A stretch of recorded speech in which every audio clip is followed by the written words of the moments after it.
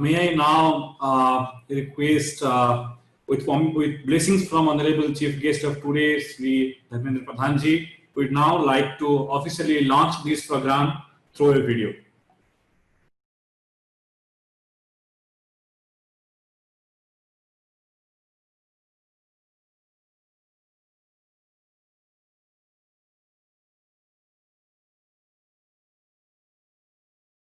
Thank you so much for all the dignitaries to guide us and bless us to launch this flagship unique program.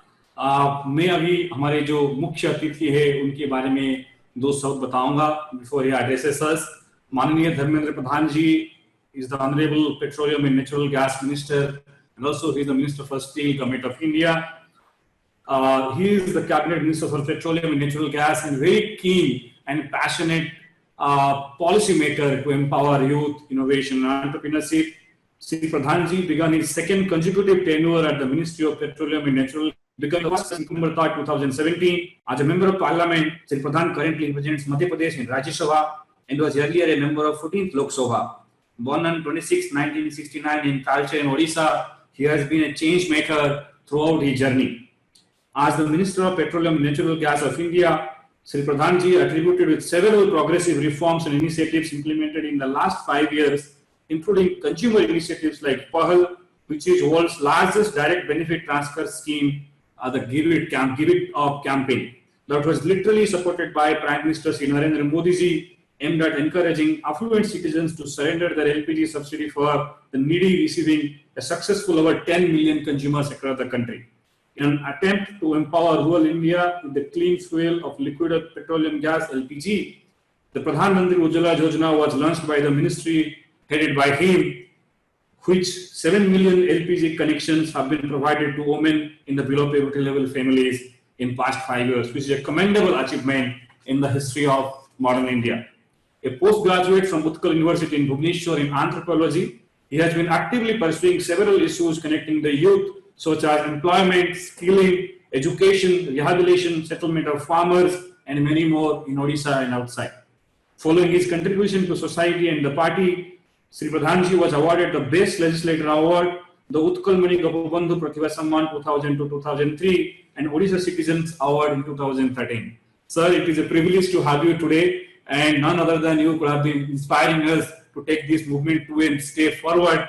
Now, I would like to request you to share your words to inspire all the participants. नमस्कार, आज की इस nurturing innovation startup ecosystem nice flagship programme की उद्घाटन उत्सव में उपस्थित गुजरात सरकार के वरिष्ठ मंत्री, हम सभी के प्रिय आदरणीय भूपेंद्र सिंह चुड़ासमा जी, गुजरात सरकार के शिक्षा विभाग के आदरणीय मंत्री श्री जी, शिक्षा विभाग के प्रिंसिपल सेक्रेटरी आदरणीय अंजू शर्मा जी, आई हब के मेंटर, चीफ मेंटर, प्रसिद्ध गुजरात विश्वविद्यालय की आदरणीय vice chancellor professor Himanshu Pandya ji, उच्च शिक्षा विभाग के डायरेक्टर आदरणीय एम नागराजन जी, और आई हब के सीईओ आदरणीय हिरणमय महंत जी, और इस कार्यक्रम में टेक्नोलॉजी के माध्यम से जुड़े हुए गुजरात की सारे आदरणीय वाइस चांसलर महोदयगण, उद्योगों की सारे प्रमुख अधिकारी मित्रगण, इंक्यूबेशन सेंटर्स देश भर की कुछ मित्र, कई सारे एकेडमिक इंस्टीट्यूशंस की प्रिंसिपल डायरेक्टर्स मित्रगण, फैकल्टी मित्रगण, बताया गया 300 से ज्यादा स्टार्टअप्स जो इससे जुड़े हुए हैं, ऐसे सारे उत्साही युवा साथीगण। आज हमें कहा गया है कि लगभग 3500 इनोवेटर्स और 5000 से ज्यादा एस्पायरिंग इनोवेटर और स्टार्टअप्स के साथ जुड़ने वाले नए विद्यार्थी और युवा साथी मित्रगण, मैं सबसे पहले आप सभी को इस इनोवेटिव कार्यक्रम में, दुनिया में कोरोना ने कई सारे इनोवेशन अपने आप में ही खड़ा कर दिया है। जब प्रकृति और जब नैसर्गिक हम लोगों के साथ हम लोगों की गलतियों के कारण कुछ नया व्यवस्था खुलती है, कुछ नया कंपल्सन हम लोगों के सामने आता है, ये मनुष्य की पुरानी स्वभाव है। उसी समय में इनोवेशन अपने आप में हो जाता है। मैं आज की इस डिजिटल प्लेटफॉर्म के माध्यम से आई हब की नाइस प्रोग्राम को डेडिकेट करने का आपने हमें सौभाग्य दिया। मैं सबसे पहले मेरे अत्यंत आदरणीय मंत्री श्री चुडासमा जी का आभारी हूं। गुजरात सरकार का भी मैं आभारी हूं, और आप जो लोग मित्र इसमें से जुड़े हों, मैं सभी को धन्यवाद देता हूं। आज नहीं है, गुजरात सदियों से और पिछले कई दशकों से दुनिया में नई मिसाल खड़ा करने का एक अग्रणी समाज बन चुका है। कला, साहित्य, संस्कृति, व्यवसाय, वाणिज्य, विज्ञान, ये सारे में गुजरात की धरती अपने आप में एक बड़ी विरासत खड़ा किया है। और आज के समय में दुनिया की स्वभाव जब बदल रही है, इंडस्ट्रियल रिवॉल्यूशन की 4.0 में हम चल रहे हैं। 5.0 की आवाज भी हमें धीरे धीरे आने लगा है। इस समय में गुजरात की एकेडमिक कम्युनिटी, गुजरात की इंटेलेक्चुअल कम्युनिटी और गुजरात की नौजवान उसमें आगे ना रहे, यह संभव नहीं है। मैं गुजरात सरकार की इस इनिशिएटिव को, जैसे कहा गया, राष्ट्रीय स्तर की मानक में से गुजरात निरंतर इनोवेशन में, विशेष करके विद्यार्थियों के अंदर इसकी एक इकोसिस्टम खड़ा करना, ये अपने आप में एक मिसाल है, ये अपने आप में एक रोल मॉडल आप लोगों ने खड़ा किया। बधाई के पात्र हो। अभी अभी हमारी 2020 में जो एक वैश्विक आकलन हुई, ग्लोबल इनोवेशन इंडेक्स की रैंकिंग हुई, भारत 14 की तुलना में एक मैसिव जंप किया है। हम लोग 129 देशों की तुलना में जब हम 14 में 81 रैंक में होते थे, आज हम बढ़ के 48 रैंक को आए हैं। शायद उससे सबसे ज्यादा कंट्रीब्यूशन शायद गुजरात की भी रही होगी। ये जो देश की हम लोगों की ग्रोथ हुई है, ये राज्यों की और आप जैसे महानुभावों की इनिशिएटिव के कारण ये संभव हुई है। इसलिए मैं भारत सरकार की ओर से जो गौरव देश को आज मिला है, मैं गुजरात सरकार को इसको समर्पित करता हूं। आपकी कंट्रीब्यूशन इसमें बड़ा रोल रखा है। ईज ऑफ डूइंग बिजनेस की इंडेक्स में भारत तेजी से आगे बढ़ रहा है, हर एक साल बढ़ते जा रहा है। मित्रों, मैं नहीं मानता हूं कि गुजरात में ये जो हम लोग इनिशिएटिव ले रहे हैं, इसको थोड़ा एक नया समय के हिसाब से अपस्किलिंग कर रहे हैं, अपग्रेड कर रहे हैं। गुजराती व्यक्ति को चुडासमा साहब क्या इनोवेशन सिखाएं, जिन्होंने दुनिया की एक ताकतवर व्यवसाय कम्युनिटी जियोज को विश्व की डायमंड व्यवसाय से निकाल के अपना स्थान पिछले 2-3 दशक में ग्लोबल स्टेटस स्फीयर में बना लिया, तो इनोवेशन के बिना वहां पहुंचा है क्या? कृषि में अगर आज डांग जिले की आदिवासी किसान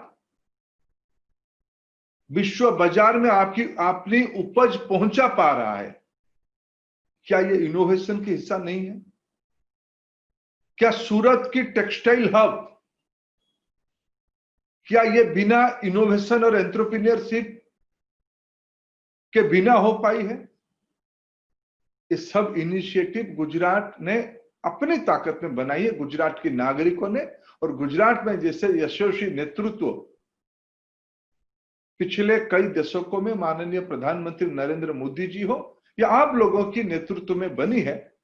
अगर एक व्यवस्था, स्टेट की रोल क्या है, मैं स्टेट के अर्थ एक राज्य नहीं कहता हूं, सरकारों की रोल क्या है, समाज की जो पहल है उसको बाधा ना उपजाए, उसके हाथ पकड़ के उसको थोड़ा आगे ले जाए। इसी में से गुजरात की ये जो इनिशिएटिव को हम कितना भी प्रशंसा करिए कम होगा।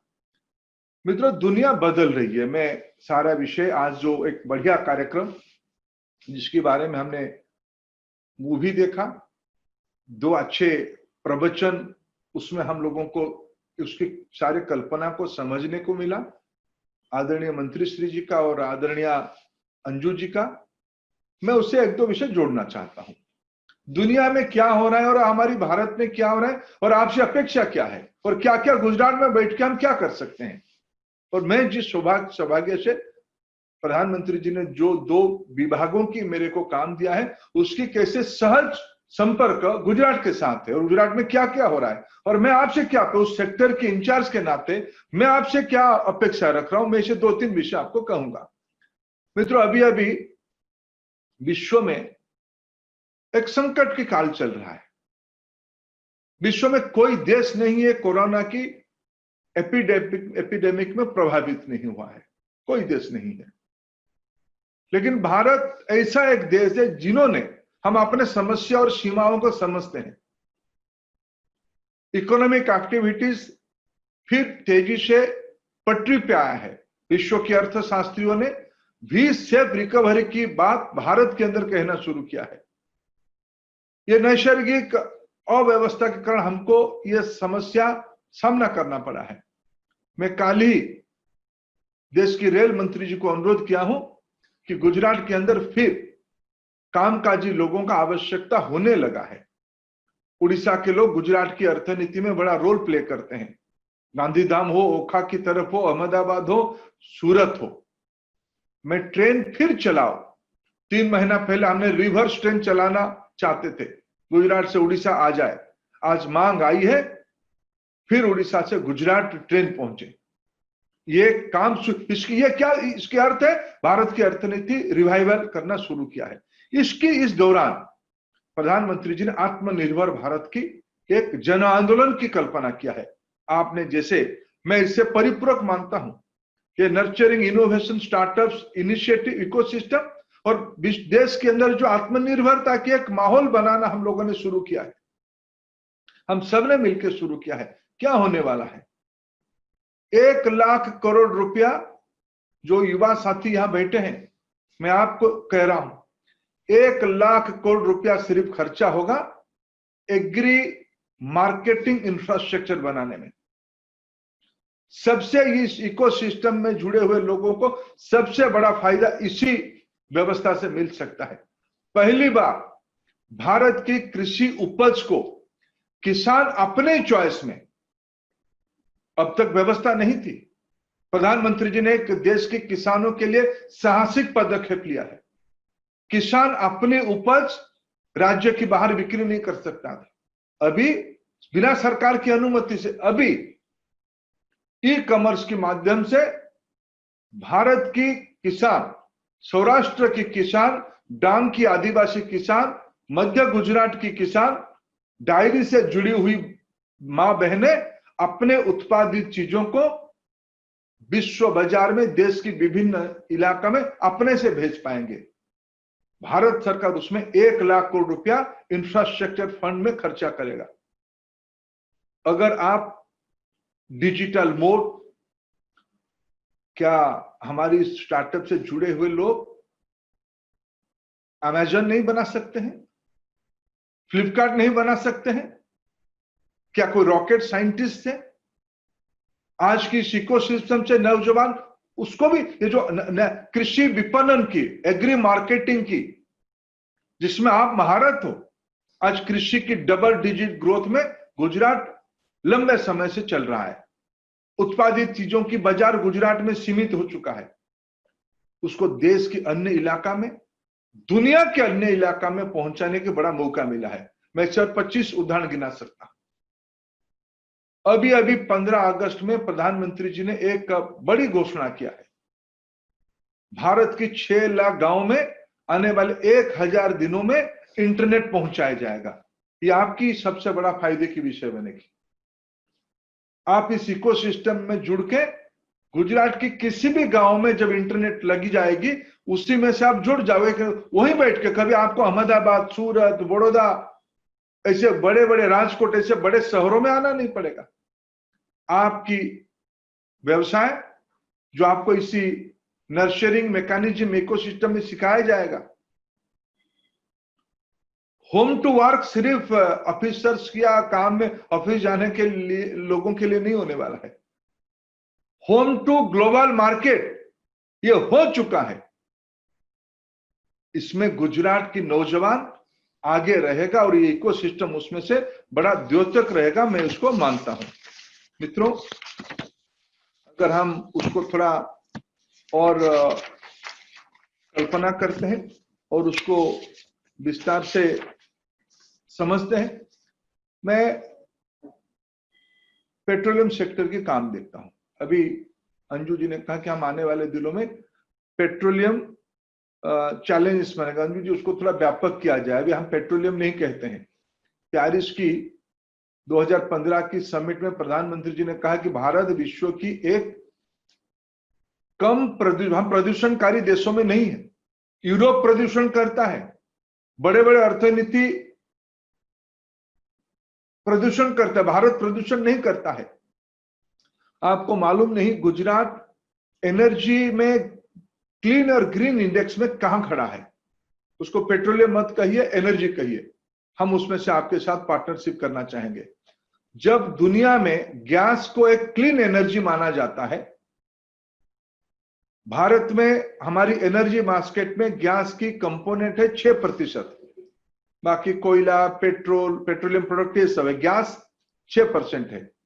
विश्व में ये 23% है। गुजरात में ये प्रधानमंत्री नरेंद्र मोदी जी के नेतृत्व में 26% है। गैस जहां जहां हीट ट्रीटमेंट लगती है यहां पहुंच सकता है। भारत की गैस उत्पादन गुजरात से ज्यादा होती है।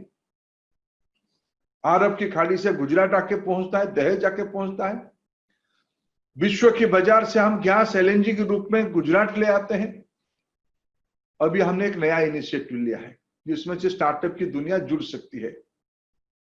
कंप्रेस बायोगैस 5000 कारखाना, 5000 इंडस्ट्री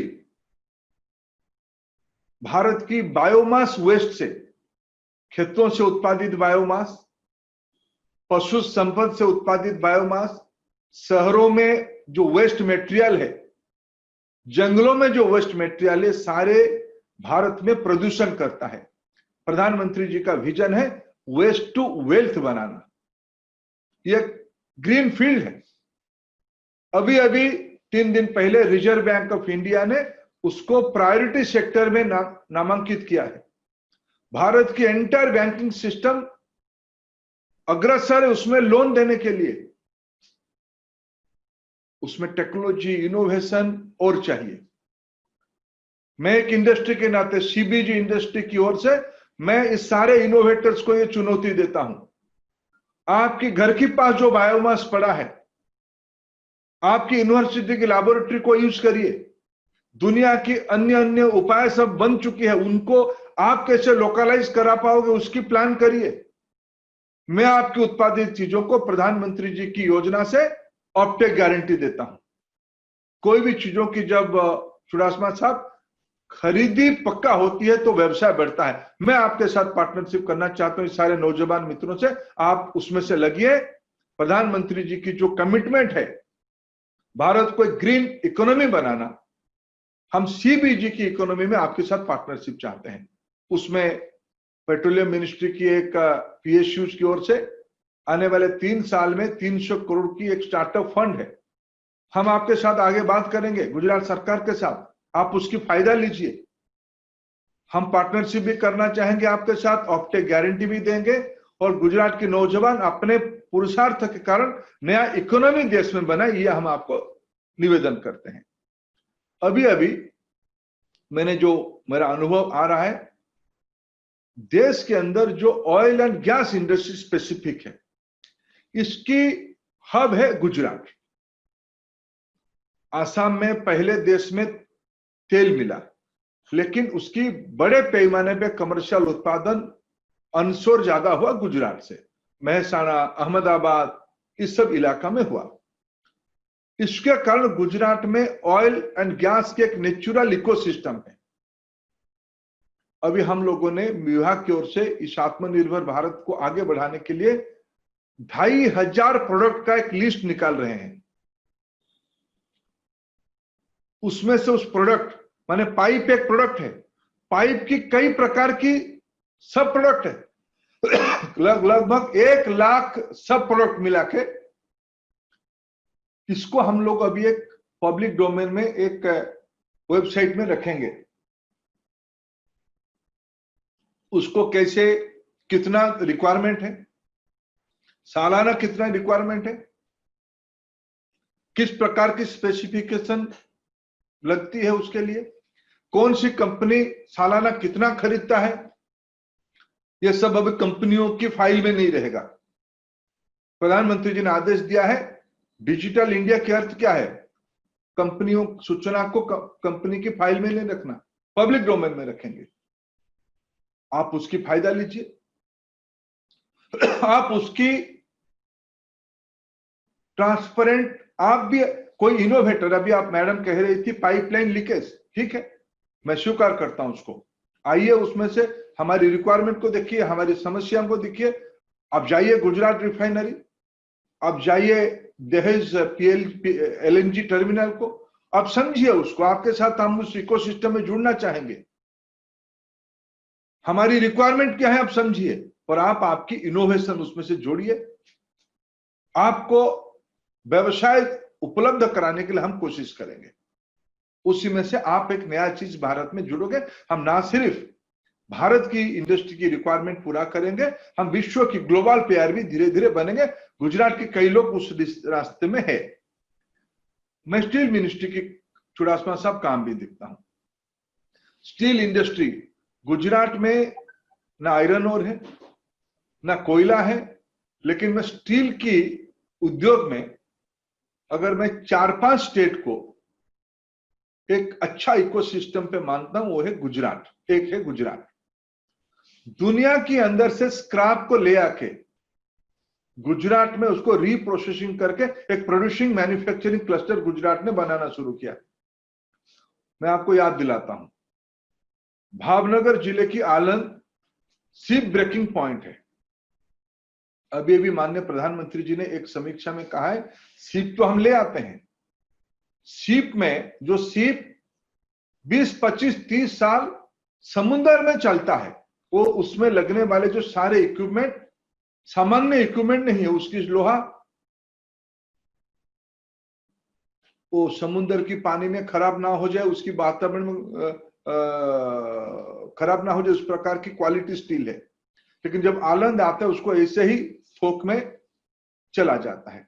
क्या हमारे युवा इनोवेटर मित्र उसमें दिमाग लगाएंगे, उस सीप ब्रेकिंग इकोसिस्टम पे किस किस प्रकार की स्टील आता है, आप उसकी कैटेगराइजेशन, आप उसकी कलेक्शन, रीप्रोसेसिंग, कुछ बिजनेस मॉडल बनाइए, उसकी फॉरवर्ड लिंकिंग हम आपके साथ पार्टनर करना चाहेंगे।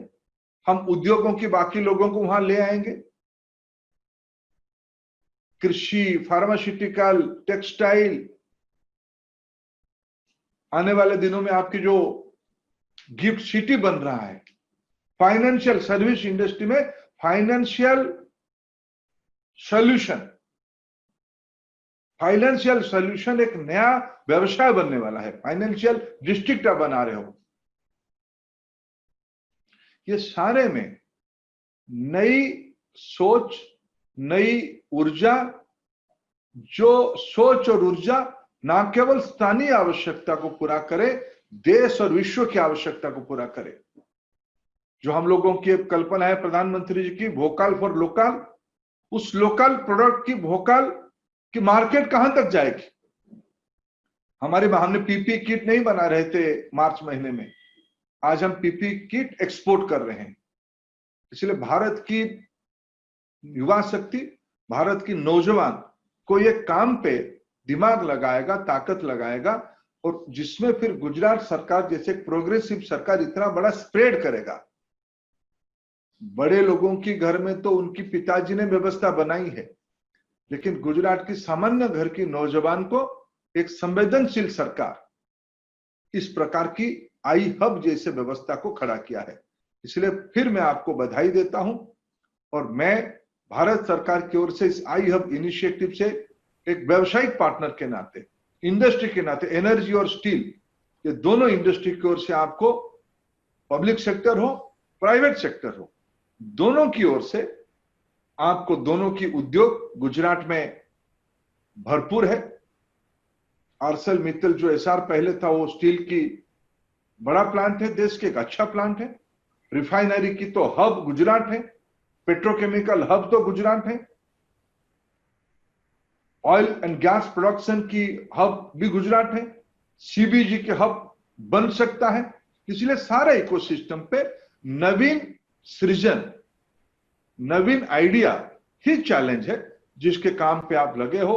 ये सारा इनिशिएटिव गुजरात के सामान्य नागरिकों को अपने जीवन में, देश के नागरिकों को अपने जीवन में फर्क लाए, ऐसा मेरा ला सकता है, ऐसा मेरा विश्वास है। और उसमें नई रोजगार, नई इकोनॉमिक एम्पावरमेंट खड़ा होगा। मैं इस इनिशिएटिव के लिए आप सभी को बधाई देता हूं। फिर मैं आभार प्रकट करता हूं आपने मेरे को इस प्रकार की व्यवस्था में जुड़े। नई एजुकेशन पॉलिसी भी आई है, ये सारा व्यवस्था उसमें से भी फिट इन हो रहा है। मूलभूत एक परिवर्तन, हम शिक्षा को एक स्वाभिमान से नहीं जोड़ रहे, सिर्फ शिक्षा को आत्मनिर्भरता की ओर, स्किल,